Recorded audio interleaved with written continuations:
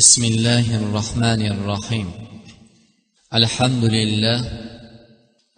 لله رب العالمين، والصلاة والسلام على سيدنا نبينا محمد وعلى آله وأصحابه ومن تبعه بإحسان إلى يوم الدين. أما بعد، السلام عليكم ورحمة الله وبركاته. الله سبحانه وتعالى hammalarimizni eng avvalo niyatlarimizni Alloh isloh qilsin. Qalblarimizdagi o'zimiz va Allohdan boshqa hech kim bilmaydigan qalb kechinmalarini, qalbdagi niyatlarimizni, qasdlarimizni Alloh isloh qilsin. Va har bir bosib kelgan qadamlarimizga Alloh o'zi va'da qilgan ajr savoblar bilan hammalarimizni Alloh mukofotlasin. Va bizlarni qalblarimizga va xususan bu jamoatimizni bugunda qilinayotgan ibodatlarimiz evaziga bu yerda Allohni zikr etilishligi, rasuliga salovat etilishligi va sizu bizlarni Allohni buyurgan ibodatni ado qilishlik sababidan Alloh hammalarimizni qalblarimizga va xonadonlarimizga va yurtimizga xotirjamlik va osoyishtalikni Alloh muvaffaq qilsin. Demak, o'tgangi jumalarimizni davomi Bismillahirrohmanirrohim. An Abi Bakrata Nufayl ibn Harith al-Thaqafi radiyallohu anhu قال أن النبي صلى الله عليه وسلم قال إذا التقى المسلمان بسيفيهما فالقاتل والمقتول في النار. قلت يا رسول الله هذا القاتل فما بال المقتول؟ قال إنه كان حريصا على قتل صاحبه. متفق عليه. Demak, Abu Bakrata Nufayl ibn Harith al-Thaqafi radiyallohu anhu rivoyat qilgan ushbu hadisda Rasululloh sallallohu alayhi vasallam agar ikkita musulmon odam ular bir-birlariga qilich ko'tarib urushadigan bo'lsa, bir-birlarini o'ldiradigan bo'lsa, fal qotil val maqtul finnar, o'ldirgan ham o'lgan ham do'zaxdadir dedilar. Ushbu hadis demak faqatgina qilich emas, qaysi bir inson bir musulmonni o'ldirishlikka niyat qiladigan bo'lsa va qurol ko'taradigan bo'lsa bir birodariga, bu jahannam ahlidan bo'lar ekan.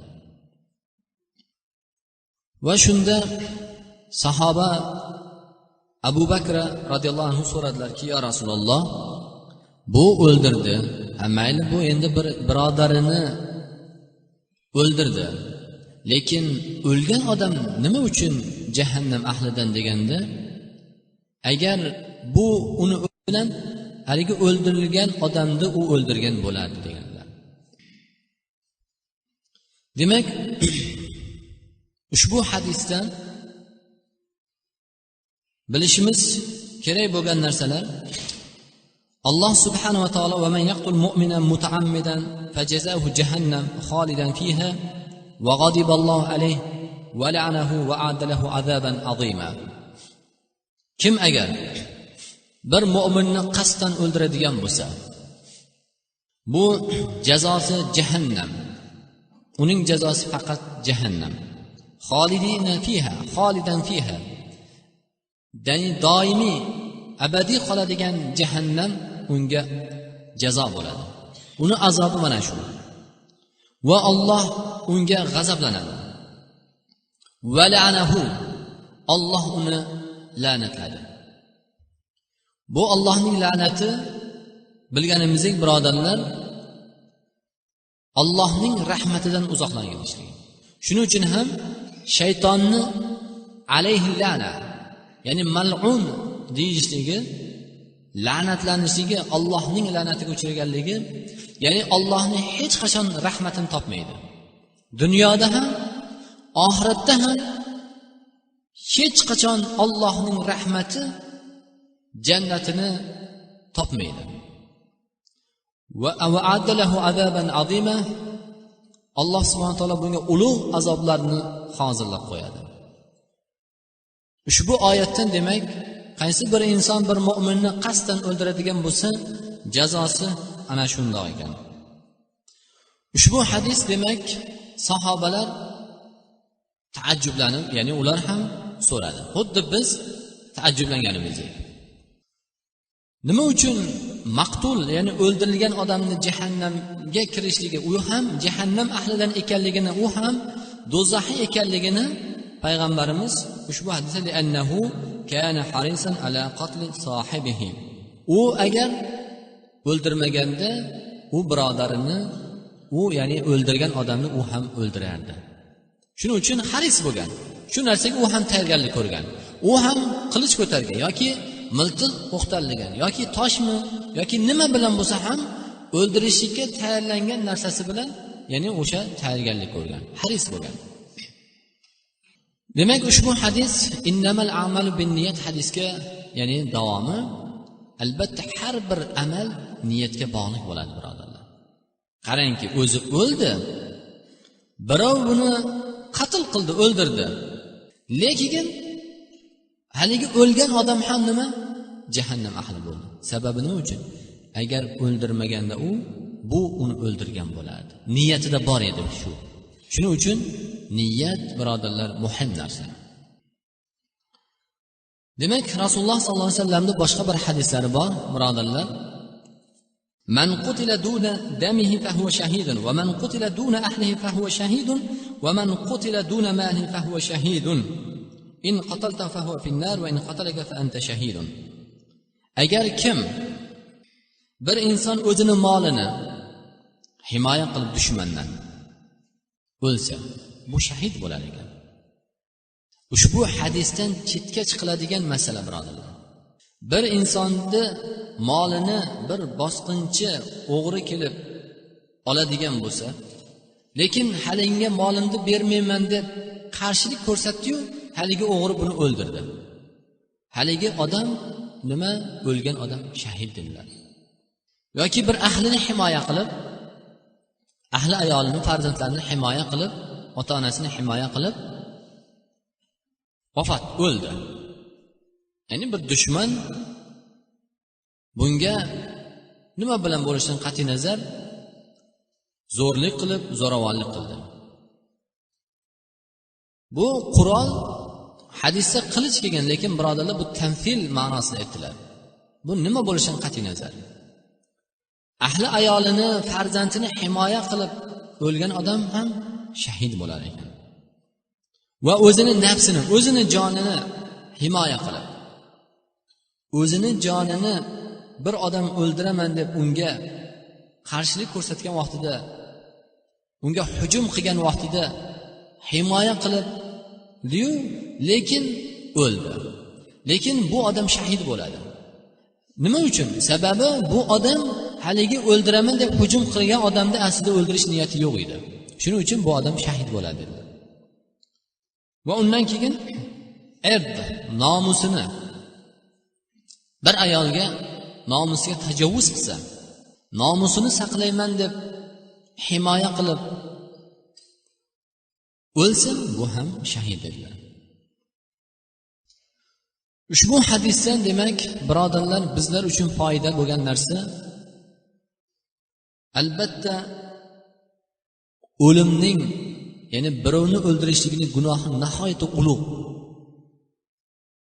Sababi qaysi bir inson bir odamni nohaq o'ldirdimi, bu odam do'zaxiydir. Ushbu hadisdan tushuniladigan oyat, ya'ni ma'nosi. Sahobalar shubha kirgizdi Rasululloh sallallohu alayhi vasallamga. Ya Rasululloh, o'lgan odam nima uchun do'zaxiy degan shubha. Qarangki, dinimizda Rasululloh sallallohu alayhi vasallam Qur'onda ham, sunnatda ham, hadislarda hech qanday bir shubha qoldirmadi. Xuddi Masih Dajjal payg'ambarimiz sallallohu alayhi vasallam aytdilarki, 40 kun hayot kechiradi dedi. Birinchi kuni 1 yilga o'xshaydi va ikkinchi kuni bir oyga o'xshaydi va uchinchi kuni bir haftaga o'xshaydi.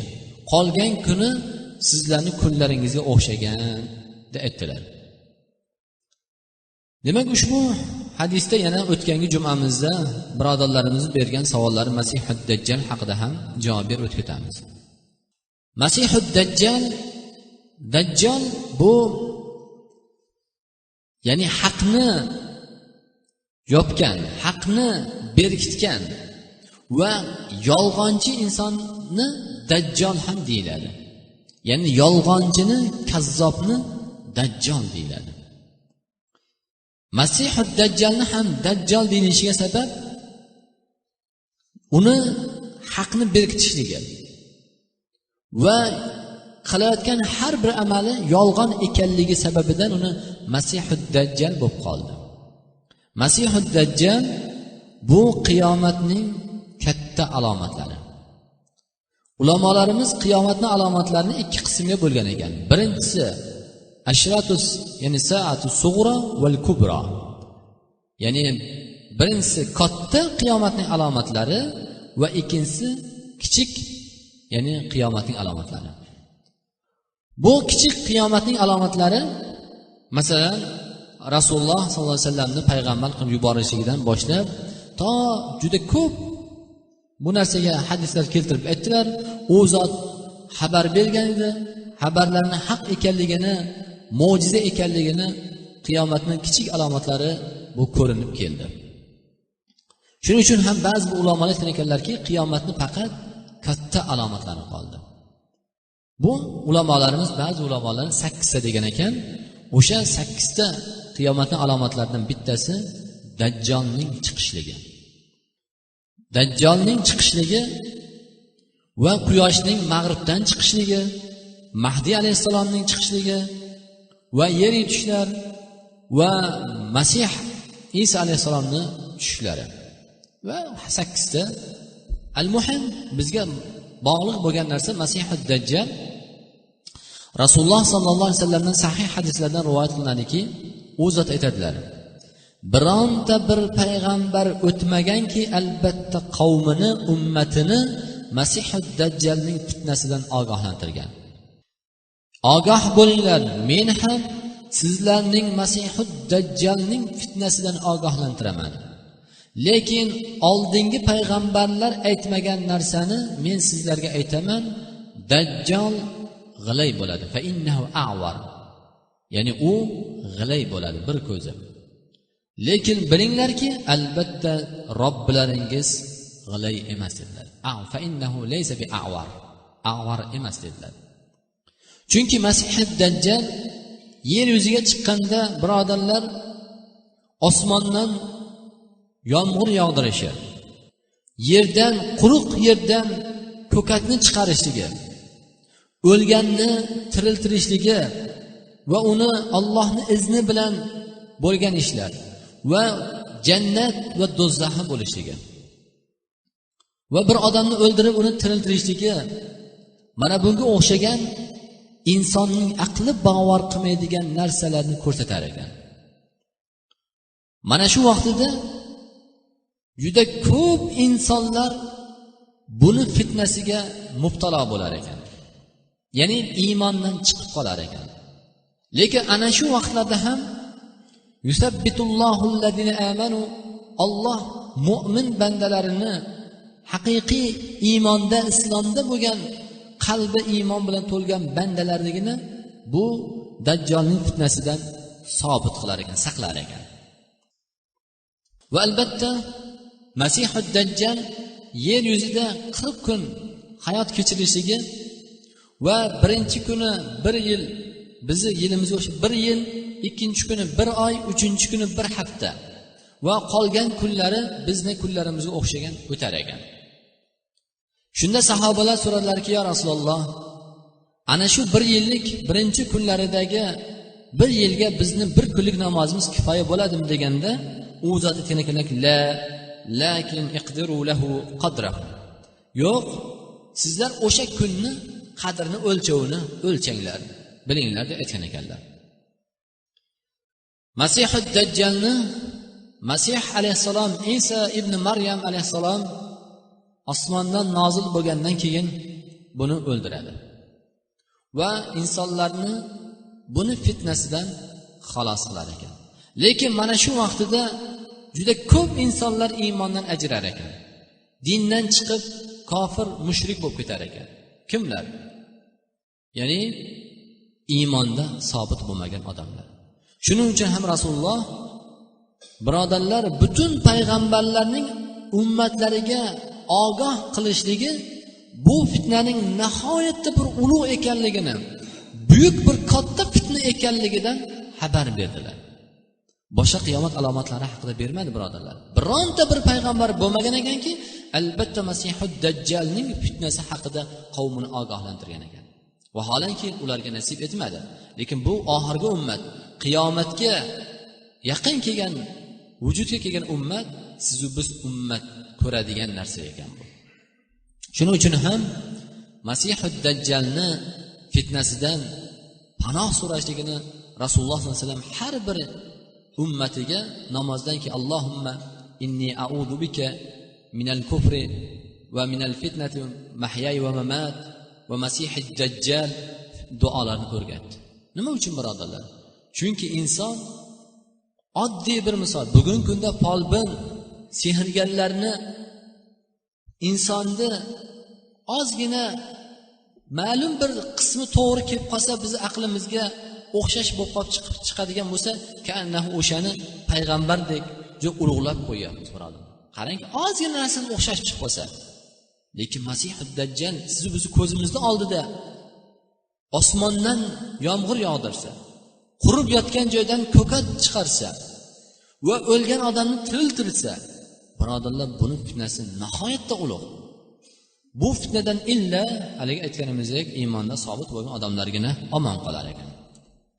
Abu Hurayra radhiyallohu anhu aytadilarki, qala Rasululloh sallallohu alayhi vasallam, salatul rajuli fi jama'atin tazidu ala salatihi fi suqi va bayti bid'an va 20 daraja. Ya'ni kishini jamoat bilan o'qigan namozi uyda yoki bozorda o'zi yolg'iz o'qigan namozdan ko'ra 20 dan ortiq savobi ko'proq bo'ladi. Ya'ni boshqa bir hadisda 20 dan ortiq darajasini qancha ekanligini belgilab keldi rivoyatlarda. İnsonning jamoat bilan birgalikda ado qilgan namozi 25 daraja yoki ba'zi bir vaqt 27 daraja savobi ziyoda bo'ladi. Va zalika anna ahadahum idza tawadda fa ahsana al-wudu'a. Agar ulardan birontasi bir tahorat qilsa, yaxshilab tahorat qilib, so'ngra Allohning uyiga masjidga kelsa, la yuridu illa solat. Masjidga kelishgan murod faqat namoz uchun keladi. Keyin falonchi o'sha yerda ko'rib qolamanmikan? Keyin falonchi birodar, yor bilan ko'rishib kelaman demaydi. Yo'q, faqat masjidga qadam bosib kelishidan murod namoz uchun keladi. Mana shu maqsadda masjidga chiqib kelish niyatida keladi. La yanhazu illa solat. Bu odamni uyidan chiqib kelishiga faqat namoz chiqaradi birodarlar. Ko'rib kelishligi, ishini bitirib kelishligi, yo'lma-yo'l o'tib kelishib, falon ishni bitirib kelaman shu bahanada deyishligi emas. Uydan chiqishlik murod tahorat olishligi va uydan qadam bosib chiqishligi faqat namozni ado qilish uchun chiqadi. Lam yaxut xutwatan illa rufi'a lahu biha daraja. Bironta bir qadam qo'ymaydiki, albatta har bir bosgan, ya'ni qo'ygan qadamini evaziga Alloh darajasini ko'taradi. Va hutta anhu biha khati'atun hatta yadkhula al-masjid. Va Alloh yana har bir qadamini evaziga, bosgan qadamini evaziga Alloh albatta uni gunohlarini kechiradi. Hatto masjidga kirgungacha. Fa idza dakhala al-masjid kana fi as-salati ma kanat as-salatu hiya allati tahbisuhum. Modamiki masjidga kirdi, agar masjidda o'tirishligi namozni kutib o'tiradi. Ya'ni masjidda o'tirganda namozdan vaqtidan oldin kelib qoldi. Masjidga kirib o'tirdi, shu namozni ado qilaman deb niyat qilib chiqqan namozi uchun ado qilishi uchun o'tirdi. Hali namoz vaqti bor yoki namoz vaqtidan oldin keldi. Val malaikatu yusalluna ala ahadikum ma dama fi majlis alladhi salla fihi. Malaikalar o'sha o'tirgan namozni ado qilish uchun kelgan o'rnini Alloh subhanahu va taolo modamiki o'tiribdimi, malaikalar unga salovatlar aytadi. uni haqqiga duo qiladi dedi. Nima duo qiladi? Yaqulun Allohumma arhamhu, Allohumma ag'fir lahu, Allohumma tub alayhi. Alloh bu bandangga rahmatingga olgin. Bu bandangni gunohini mag'firat qilgin. Bu bandangni qilgan tavbasini Alloh qabul qilgin deb malaikalar haligi masjidga namozni ado qilish uchun niyatida kelgan bandasi, ya'ni birodarni, Allohning bu bandasi haqqiga duo qilar ekan birodarlar. Ma lam yu'zi fihi, ma lam yuhdis fihi. U yerda biron bir narsa aziyat bermasa, biron bir narsa hodisa qilmasa. Demak, niyat muhim narsa ekan. Albatta jamoat namozini ado qilishlik birodarlar, mana shundoq ulug' bir jamoat bilan ado qilishlik, avvalo insonda xushu, tavodi, namozni o'z vaqtida ado qilishligi va jamoatdagi bir-birlariga mehr muhabbat bo'lishligiga, ziyoda bo'lishiga sabab bo'ladigan amallar hikmati birodarlar. Undan keyin Abul Abbas Abdulloh ibn Abbas ibn Abdul Muttalib radhiyallohu anhu aytadilarki, Rasululloh sollallohu alayhi vasallamdan va u zot Alloh subhanahu va taolodan hadis qudusiy rivoyat qiladilar. Innalloha katabal hasanat va sayyiat. Alloh subhanahu va taolo hasanatlarni ham, yaxshi amallarni ham, yomon amallarni ham yozdi va ularni bayon qildi. Va u zot aytdilar, faman hamma bi hasanatin falam ya'malha kataballohu tabaraka va taolo indahu hasanatan kamila. Bir inson bir yaxshi amalni qilishga fikr qildi va u odam bu amalni qilmadi. Yaxshi bir Alloh subhanahu va taolo uchun namoz o'qish uchun tahorat qildi-yu, niyat qildi tahorat qilmoqlikka, lekin boshqa bir narsadan mashg'ul esdan chiqib qoldi. Ya'ni bu nafl namoz. Yoki bir odam Alloh yo'lida infoq qilishi uchun, sadaqa qilishi uchun mol dunyosini ajratdi. Alloh uchun yetim yesirlarga shu molimni sadaqa qilaman deb ajratdi-yu, lekin shu narsani sadaqa qilmadi. Alloh subhanahu va taolo bu bandasiga nima? Bir daraja ajr savob berar ekan. Va in hamma biha fa'amilaha kataballohu ashra hasanati ila 700 da'fin ila adafin kathira. Agar o'sha qasd qilgan, niyat qilgan narsasini amalga oshiradigan bo'lsa, Alloh 10 darajadan ila 700 da'fin 700 darajagacha yoki undan ham ziyoda qilib Alloh ajr savob berar ekan. Va in hamma bi sayya, lekin bir gunohni fikr qildi. Falam ya'malha kataballoh inda hasanatan kamila. Bir gunohni, bir o'g'irlik qilishni niyat qildi. Bugun shuni planni chizib, mana shu joyda o'g'irlik qilaman dedi yoki bir xiyonatni o'yladi. Lekin haligi narsani qilmadi. Qilmasligi birodarlar o'sha narsaga, ya'ni sharoit bo'lmaganligidan emas, ya'ni Alloh uchun tark qilganligi sababidan. Ya'ni gunoh narsani fikr qildi.